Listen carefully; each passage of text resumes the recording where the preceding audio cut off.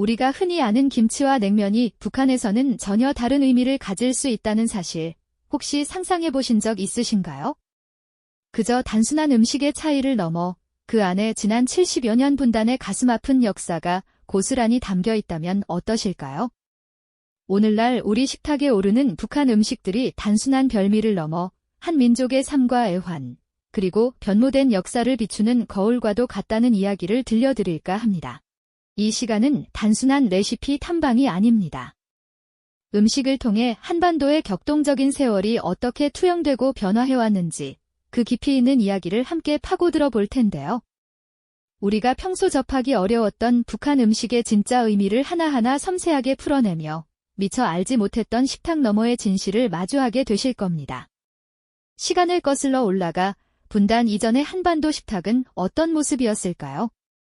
1930년대와 40년대 일제강점기라는 아픈 시기 속에서도 우리 민족의 식탁은 하나로 연결되어 있었습니다. 북부 지역의 특별한 음식들이 남한에도 자연스럽게 스며들어 마치 한 가족처럼 서로의 맛을 나누고 즐기던 시절이었죠. 그야말로 음식 문화의 황금기였다고 해도 과언이 아닐 겁니다. 특히 평양냉면은 그 시절을 대표하는 아이콘 중 하나였습니다. 맑고 시원한 육수에 담긴 메밀 면발이 더위를 식혀주던 냉면은 남녀노소 할 것 없이 모든 이의 사랑을 듬뿍 받던 별미였죠. 오늘날 우리가 즐기는 냉면과는 또 다른 그 시절만의 깊은 맛과 향수가 깃들어 있었을 겁니다.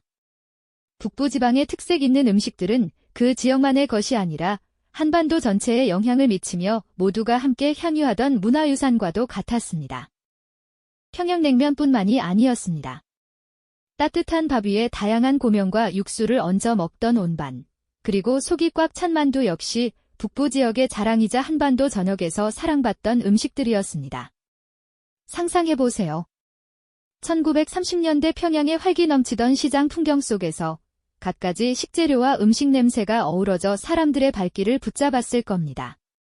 대가족이 한데 모여 정성껏 만두를 빚고 뜨거운 온반을 함께 나누며 웃음꽃을 피우던 모습은 지금 생각해도 참으로 아련한 풍경이죠. 그 시절, 남한과 북한이라는 구분은 아직 존재하지 않았습니다. 사람들은 오직 한민족이라는 이름 아래 같은 식탁에서 같은 음식을 나누며 살아갔습니다. 냉면 한 그릇에 담긴 시원함, 온반 한 술에 느껴지는 따뜻함, 만두 한 조각에 깃든 정성은 모두가 공유하던 행복한 기억이었을 겁니다. 음식이란 단순히 배를 채우는 것을 넘어 사람과 사람을 잇고 공동체의 유대감을 강화하는 중요한 매개체였으니까요. 하지만 안타깝게도 그런 순수하고 아름다웠던 시절은 오래가지 못했습니다. 한반도에 드리워진 분단의 그림자는 식탁에도 예외 없이 영향을 미치기 시작했죠. 다음 이야기에서는 6.25 전쟁과 분단 이후 남과 북의 식탁이 어떻게 다른 길을 걷게 되었는지 그 격변의 서막을 함께 살펴보겠습니다. 네, 맞습니다. 평화롭고 풍요로웠던 한반도의 식탁은 더 이상 예전 같지 않게 되었습니다. 1950년 6월 25일 한반도를 뒤흔든 전쟁의 포성은 모든 것을 앗아갔죠. 도시는 폐허가 되고 정든 보금자리는 불타 사라졌습니다. 수많은 사람들은 삶의 터전을 잃고 정처 없이 피난길에 올랐으며 무엇보다 가장 기본적인 먹는 문제 앞에서 처절하게 몸부림쳐야만 했습니다. 전쟁은 단순한 전투를 넘어 우리의 식탁 풍경마저 완전히 바꿔놓는 거대한 폭풍이었으니까요. 전쟁의 상처가 채 아물기도 전에 한반도는 두 개의 이념으로 쪼개지고 말았습니다. 남쪽에는 자유민주주의 체제가, 북쪽에는 사회주의 체제가 견고하게 뿌리내리기 시작했죠. 이념의 장벽은 국경선을 넘어 사람들의 삶과 생각은 물론 매일 마주하는 식탁에까지 깊숙이 스며들었습니다. 특히 북한 지역에서는 전쟁의 폐허 속에서 새로운 체제를 공고히 하고 외부의 도움 없이 스스로 일어서야 한다는 강한 의지가 음식 문화에도 고스란히 반영되기 시작했습니다. 이는 곧 북한 주민들의 식생활 전반에 걸쳐 근본적인 변화를 예고하는 것이었습니다. 가장 먼저 찾아온 변화는 바로 식량 배급제의 도입이었습니다. 더 이상 시장에서 자유롭게 식량을 사고 파는 것이 아니라 국가가 모든 것을 통제하고 주민들에게 정해진 양의 식량을 배급하는 시스템이 자리 잡았죠. 이는 단순히 식량 분배 방식을 넘어 국가가 주민들의 삶을 전반적으로 관리하고 통제하는 중요한 수단이 되었습니다. 배급소 앞에 길게 줄을 선 사람들의 모습은 먹는 것이 더 이상 개인의 자유로운 선택이 아니라 국가의 통제 아래 놓이게 되었음을 상징적으로 보여주는 아픈 풍경이었을 겁니다. 귀하디 귀한 쌀은 더욱 희귀해졌고 사람들은 배급되는 한정된 식량에 의존하며 하루하루를 힘겹게 버텨야만 했습니다. 이와 함께 북한은 자급자족을 국가의 핵심 목표로 삼았습니다. 다른 나라의 도움 없이 스스로 먹고 사는 문제를 해결해야 한다는 강력한 기조가 세워진 것이죠. 이러한 자급자족의 강조는 농업정책에 지대한 영향을 미쳤습니다. 특히 산지가 많고 기후가 쌀 농사에 다소 불리한 북부 지역의 특성을 고려하여 쌀 대신 옥수수나 감자와 같은 작물 재배를 적극적으로 장려하기 시작했습니다. 광활한 들판에는 어느새 노란 옥수수밭이 끝없이 펼쳐지고 척박한 땅에서도 비교적 잘 자라는 감자가 중요한 식량원으로 빠르게 떠올랐습니다. 이러한 변화의 중심에는 바로 북한의 독자적인 통치 이념인 주체사상이 있었습니다. 주체사상은 모든 문제를 자기 힘으로 해결해야 한다는 자주적인 정신을 강조했죠. 식량 문제 역시 예외는 아니었습니다. 국가가 나서서 새로운 농법을 개발하고 인민들이 자급자족할 수 있도록 독려하는 것이 주체사상의 중요한 실천 과제가 되었으니까요. 이는 단순히 배를 채우는 문제를 넘어선 것이었습니다. 텔레비전이나 신문에서는 김일성 주석이 직접 농업 현장을 시찰하며 옥수수와 감자 재배를 독려하는 모습이 자주 보도되었을 겁니다. 이는 단순히 식량 증산을 넘어 체제 유지를 위한 강력한 선전수단이기도 했습니다. 결국 북한의 식탁은 급격한 변화를 맞이했습니다. 예전에는 특별한 별미였던 옥수수나 감자가 이제는 주식의 자리를 꿰차기 시작한 것이죠. 갓 지은 하얀 쌀밥 대신 거친 강냉이밥이나 감자밥이 식탁의 중심을 이루게 되었습니다. 옥수수 가루로 만든 국수나 빵, 감자로 만든 다양한 음식들이 개발되고 보편화되면서 북한 주민들의 식생활은 과거와는 확연히 다른 모습으로 변모했습니다. 먹는다는 행위는 더 이상 풍요와 즐거움만을 의미하지 않았습니다. 그것은 곧 생존을 위한 처절한 투쟁이자 새로운 체제에 적응해 나가는 고단한 삶의 방식 그 자체였던 것이죠. 전쟁과 분단, 그리고 이념이라는 거대한 파도는 한민족의 공통된 식탁을 완전히 갈라놓았습니다. 남과 북은 각자의 길을 걸으며 서로 다른 식문화를 발전시켜 나갔습니다. 북한에서는 옥수수와 감자가 단순한 식재료를 넘어 격변하는 시대와 체제의 상징이 되었던 겁니다. 이처럼 먹거리의 이념과 역사의 흔적이 깊이 배어들기 시작한 북한의 식탁은 앞으로 또 어떤 모습으로 변화하게 될까요? 그 변화의 과정 속에서 북한 주민들은 어떤 어려움을 겪어야 했을까요? 우리는 그 아픔의 시간들을 기억하고 그 의미를 되새겨야 할 것입니다. 네, 그렇게 먹거리의 이념과 역사의 흔적이 깊이 배어들기 시작한 북한의 식탁은 1990년대에 들어서며 더욱 혹독한 시련을 마주하게 됩니다. 바로 고난의 행군이라는 이름으로 기억되는 비극적인 시간들이었죠. 이 시기, 북한 주민들의 삶은 말 그대로 생존을 위한 처절한 투쟁 그 자체였습니다. 식량 배급은 거의 끊기다시피 했고 농업 생산량마저 급격히 줄어들면서 굶주림은 북한 전역을 휩쓸었죠. 매일의 식사는 더 이상 당연한 일상이 아니었고 살아남기 위해 무엇이든 먹어야 하는 절박한 상황이 펼쳐졌습니다. 이때 북한 주민들의 식탁에는 우리가 상상하기 어려운 대용 음식들이 오르기 시작했습니다. 풀뿌리나 나무 껍질, 심지어는 산에서 나는 야생 식물들이 주식으로 변모했습니다. 옥수수와 감자마저 귀해지자 사람들은 밭에 있는 풀을 뜯어 죽을 끓여 먹거나 송기가루를 섞어 연명해야 했죠.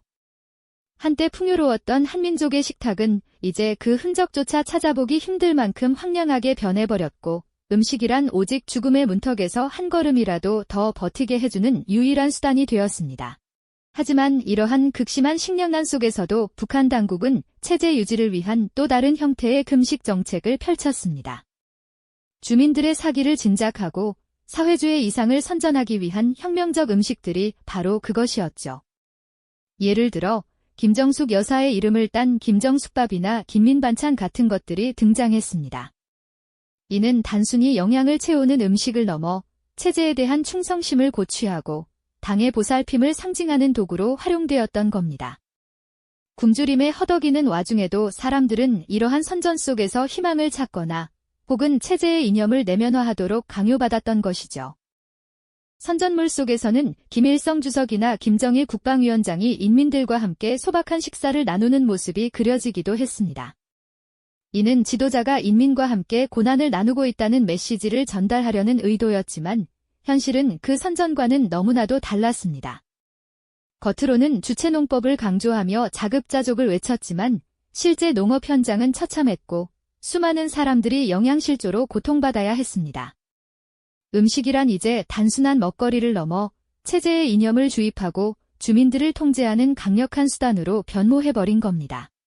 이 시기 북한 주민들의 식탁에 오른 옥수수 국수 한 그릇이나 감자떡 한 조각에는 그저 배고픔을 달래는 영양분이 아닌 고난과 비극의 역사가 고스란히 배어 있었던 겁니다. 그들은 매일의 식사를 통해 생존을 위한 투쟁을 벌였고 동시에 체제가 부여하는 이념적 메시지를 받아들여야 했죠. 음식이 곧 생존이자 체제의 상징이 되었던 이 비극적인 시간들은 북한의 식문화에 지울 수 없는 깊은 상처를 남겼습니다. 한 민족의 식탁이 이념과 역사의 파도 속에서 이토록 처절하게 변화할 수 있다는 사실은 우리에게 많은 것을 시사하고 있습니다. 우리가 지금 접하는 북한 음식 속에는 이처럼 고난에 찬 삶의 흔적과 체제의 그림자가 깊이 드리워져 있는 것이죠.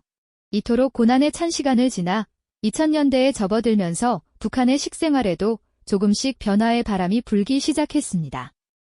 굶주림과 통제의 그림자가 완전히 사라진 것은 아니지만 제한적으로나마 시장 경제의 영향이 스며들면서 주민들의 식탁에도 미묘한 변화가 나타나기 시작한 것이죠. 여전히 국가가 사회주의 생활 양식과 전통을 강조하는 틀 안에서 움직이면서도 외부 문화의 물결이 서서히 유입되고 주민들 각자의 소박한 욕망과 취향이 음식 속에 반영되기 시작한 겁니다.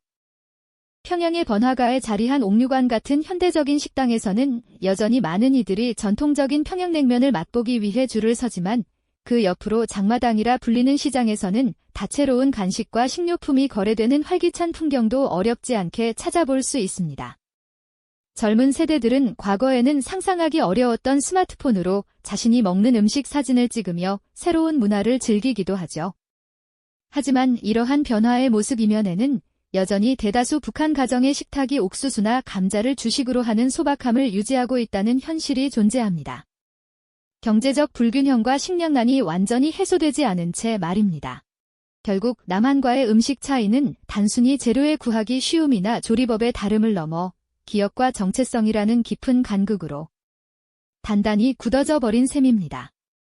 같은 평양냉면 한 그릇을 맛보더라도 남한 사람들에게는 풍요로운 일상 속의 별미이자 미식 경험일 수 있지만 북한 사람들에게는 고난의 역사 속에서 생존을 위한 노력이 담긴 어쩌면 체제의 상징이 될 수도 있는 복합적인 의미를 지니게 되는 것이죠.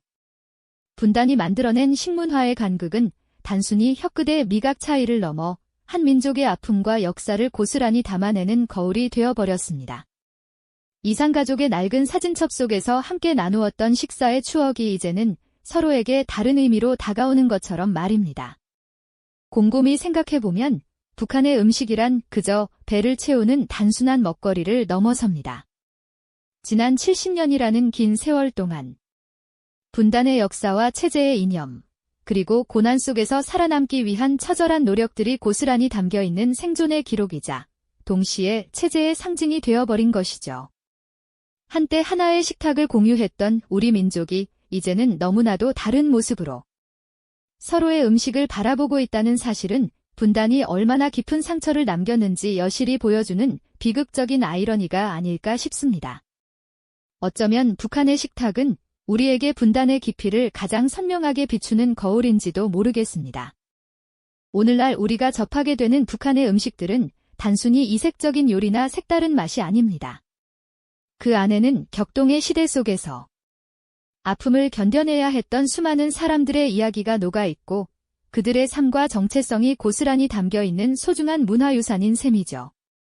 이 음식을 통해 북한 주민들의 고단했던 삶과 그들만의 정체성을 이해하려는 작은 노력이 결국 우리 민족의 아픈 과거를 기억하고 더 나아가 함께 희망찬 미래를 그려나가는 중요한 첫걸음이 될 수 있지 않을까요?